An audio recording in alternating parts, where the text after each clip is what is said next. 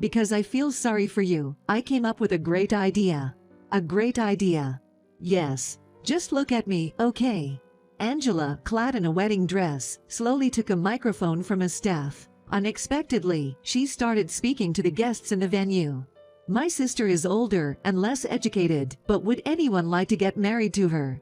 Angela looked at me, grinning triumphantly. But she hadn't realized yet. She hadn't realized the terrible blunder she had just made. Gradually, people in the venue began to buzz, and cold glances were directed at Angela. Angela didn't even notice that, and she gripped the microphone once again. Come on, sis, you have to be proactive. There are plenty of doctors here, you know. You're done. Huh. Shortly after, a bombshell dropped on Angela. My name is Ruth, 29 years old. Just an ordinary working woman who you'd find anywhere. There is one thing that makes me stand out, though. I became a lawyer after only graduating middle school. I have a younger sister who is 2 years younger than me. My sister, Angela, is attractive and charming and has always been adored by our family. In contrast, I have an average face and body and am not particularly charming. Being seen as a less endearing child, I was treated coldly by family and relatives. Despite working harder than anyone else at studying, I was no match for Angela's charm. My parents only doted on Angela and didn't even care about me. While it was painful at first, I couldn't worry about it forever. Having given up on being loved by my parents, I devoted myself more to studying. Studying never betrayed me. The more effort I put in, the more the results would show in a tangible form. Through achieving success in my studies, I thought there might be a chance my parents would praise me one day. With such faint hope, I worked hard on my studies. Throughout middle school, I consistently topped the exams. Yet, for the 9 years from the time I entered elementary school until I graduated from middle school, not once did my parents praise me. My father and mother threw these words at me. Rankings don't matter if your grades aren't good. That's right, you only got A, not A+, for science. But this exam was really difficult. Can't you do anything but make excuses? It's because you're not working hard enough. You're really a disagreeable child. Don't show me your report card unless it's A+. I'm sorry. No matter how hard I worked, my parents would not acknowledge me. They would blame me for not getting A+. However, what saddened me most was not being looked down upon by my parents. It was the words from Angela, after being severely scolded by my father and mother. Sis, did you get scolded again? Without knocking, Angela walked into my room, picked up my report card from my desk, and snickered. Even though your grades are so good, you got scolded. That's too bad, sis. They praise me just for not failing any subjects. Did you come here just to say that? I was worried about you because you might be upset, so I came to check on you. But I'm upset at the way you're talking to me. Worried? If you were really worried about me, you wouldn't say things like that. See, that's the thing. Because you're so unfriendly, that's why Mom and Dad don't love you. With a contemptuous look, Angela left the room. Right after that, I could hear Angela laughing with my parents in the living room.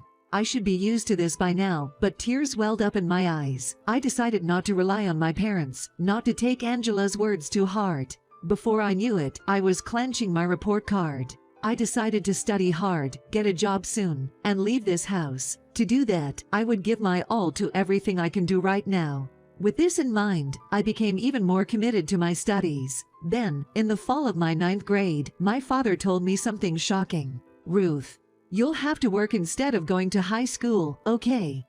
What? Wait, Dad, what are you saying? Isn't it obvious? It's a waste to spend money on you.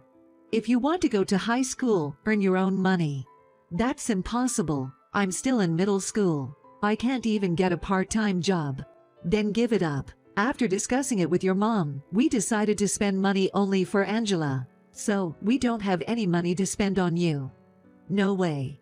I felt absolutely hopeless. Looking at me standing frozen, my mother and sister smirked. As an adult, I know now. There were ways to attend high school, like finding scholarships or tuition waivers. But at that time, I didn't have that knowledge, and I was crushed by the fact that I can't go to high school. From that day, I lost the motivation to study. My homeroom teacher told me it would be a shame not to go to high school with those grades. But because my parents firmly refused to let me go to high school, I gave up on further education and started working at a factory right after graduation. Since I was too young to live alone, I worked hard until I turned 18. I was going to leave my home as soon as I turned 18. My parents demanded me to pay living expenses, so I gave half of my salary to them. I saved the remaining salary without spending it and endured those painful 3 years. On the day I turned 18, I left my home. I left a note and proudly left that house where there were only bad memories. Ironically, my parents and Angela never contacted me. They hadn't sent me even a single message. At first, I felt sad, but as I spent busy days at work, I started to care less about my family. Moreover, surprisingly, perhaps because the stress was gone after leaving my home, I started to feel more at ease. That's when I decided to try studying, which I used to enjoy again. I had been away from studying for 3 years, so I started from reviewing, but the memory of enjoying studying purely in the past came back, and I was able to enjoy studying. I started reading high school textbooks and also developed a habit of reading a lot of books and eventually became interested in law.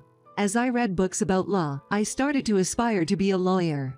But I only completed middle school. Getting elite jobs, like a lawyer, was a distant dream. While pondering this, I found out that even a middle school graduate could sit for the bar exam if they passed a preliminary exam. Since then, I began studying harder than ever before. Not just at home, but also during breaks at work, I would open my reference books and learn legal jargon while eating my lunch. Luckily, all my co-workers were older than me, mostly people of my parents' age. They all encouraged me. At the age of 23, I passed the bar exam. I then began working at a law firm, resigning from the factory I had been working at. After 4 years of work at the law firm, I finally started my own practice 2 years ago. Today, I work as a consultant lawyer for a hospital, living a fulfilling life. But sometimes I can't help but wonder, would my parents be proud of me if I told them I'm a lawyer now? Maybe they would finally approve of me.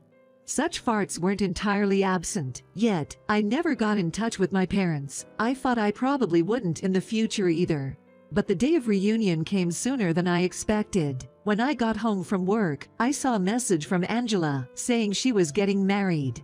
I had not heard from my family since I left home at 18, so I had to do a double take. Angela, getting married. Angela, now 27, was apparently going to marry a doctor.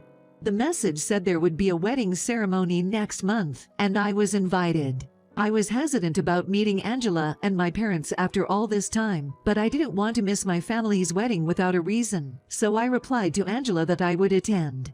Afterwards, I only received the date and location from Angela. At the end of her message, she had thoughtfully added, "Don't forget to bring some gifts for me, okay?" I guessed Angela wanted me to come just to get some gifts. She must have thought that it was a good idea to get some gifts from me because she wouldn't need to give me a gift in return in the future. I resolved that after this reunion at the wedding, I would never meet my family again.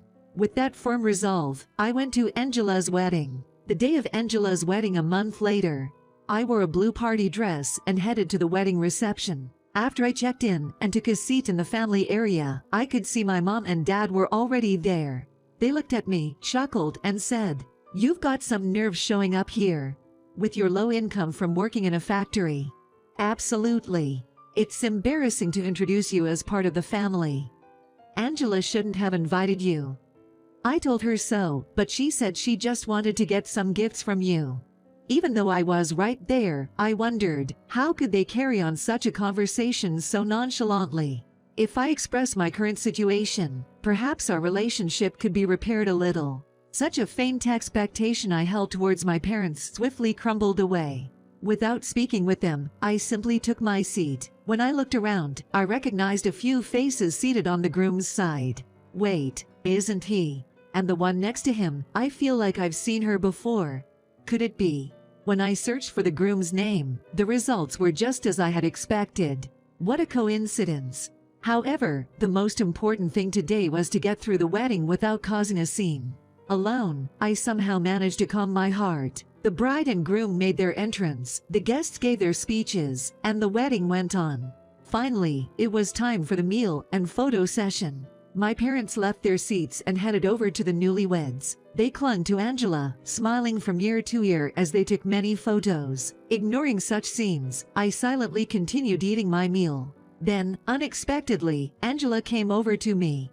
"Hey sis, it's been a while. Are you having fun?" "Yeah. The food is really good. I know you're a factory worker and don't make much, so you don't get to eat such delicious food normally, right? You should be thankful, haha." "Did you get upset? Sorry, but it's true, right? You must be so jealous that I'm getting married to a doctor." I thought she didn't feel sorry for me at all. As I deliberately ignored Angela, she whispered into my ear, "Because I feel sorry for you, I came up with a great idea." "A great idea?" "Yes. Just look at me, okay?" Angela, clad in a wedding dress, slowly took a microphone from a staff. Unexpectedly, she started speaking to the guests in the venue. "My sister is older and less educated, but would anyone like to get married to her?" "What are you saying? She's also broke with no income. Would anyone be kind enough to marry her, haga?" Angela looked at me, grinning triumphantly. Even my parents started to join the mockery, saying, "Please do her a favor." That was the moment. I couldn't hold it anymore. "Why do you keep making fun of me? How could they say such things, especially at a celebration like this? It's unbelievable. I'll show them reality then." Gradually, people in the venue began to buzz, and cold glances were directed at Angela. Angela didn't even notice that, and she gripped the microphone once again. "Come on sis, you have to be proactive. There are plenty of doctors here, you know." "You're done." "Huh. You'll understand soon. You'll realize how terrible a mistake you've made." "What are you talking about? I did it for you." Just as Angela was speaking, wait a minute. What do you mean you're leaving?" Suddenly, the groom's voice echoed through the venue. Looking towards the sound, all of the groom's colleagues were getting up from their seats. A man, who appeared to be the hospital director, sternly spoke to the groom. "Your bride's comments made me very uncomfortable. I'm sorry, but we're leaving now." "Wait a minute. I understand her comments were inappropriate. I'll have a talk with her about it." "That's not the point. Don't you know who her older sister is?" "Huh. No, I only met her today, and Angela just told me she was a middle school graduate working in a factory." "Don't joke around. Her older sister is a distinguished lawyer. And moreover, she's the consultant lawyer for our hospital." "What? The hospital's consultant lawyer?" Not only the groom, but also Angela and my parents were at a loss for words. The hospital I work with as a consultant lawyer is where the groom works. I thought the faces of the groom's guests looked familiar. I had met them several times before. They probably recognized me as well. The hospital director got angry because of Angela's insensitive comments. As the groom is just one of the doctors in the hospital, he has no direct connection to me. However, for the director and others, a consultant lawyer is a pretty important figure. Sensing this, the groom, with a red face, yelled at Angela, "Hey! What have you done? You've ruined my reputation because of your comments." "No, I didn't mean to do that. I didn't know that Ruth became a lawyer." "It's not something you can get away with just by saying you didn't know. And to say such a thing to your sister, that's very mean. I'm disappointed in you." "Please wait, there are reasons for this. I don't want to hear any excuses. Let's pretend this marriage proposal never happened." "No way." Angela turned pale and collapsed to her knees. The groom left the venue angrily, along with the guests. I also stood up, intending to leave, and I heard Angela shouting from behind, "Please do something, sis." I said sternly to her, "Do something? Why should I? You brought all this upon yourself. Don't play the victim just because your attempt to make people laugh backfired. It's disgusting." "What? Why would you say something like that? I didn't do that if you had told me that you became a lawyer." "Why would I need to tell you? You never contacted me at all. I was planning to cut ties with you after this wedding. It was nice that I got to see your miserable face at the end. It's a pity you lost your doctor husband. Good luck finding the next one." Leaving those words behind, I left the venue. I could faintly hear the voices of the guests criticizing Angela and my parents. Sure enough, Angela's marriage was called off. It seemed my parents, who thought their future would be secure if Angela married a doctor, were furious with her for the first time over this incident. Having never been scolded before, Angela seemed to have been broken by this and had been seeking help from me, but of course, I ignored her. I didn't answer any of the phone calls from her and deleted all family contacts. Angela, who had already quit her job on marriage, is now completely unemployed. Her relationship with her parents has also deteriorated, and she's been shut up in her room every day. As for me, I'm living stable and fulfilling days. Both my work and private life are going well, and I'm able to live without major complaints. I might not have been blessed with a good family, but I've been blessed with my work and the people around me. This is all the result of my hard work. There were tough days, but I'm glad I worked hard. I acknowledge my own efforts and want to live my life comfortably from now on.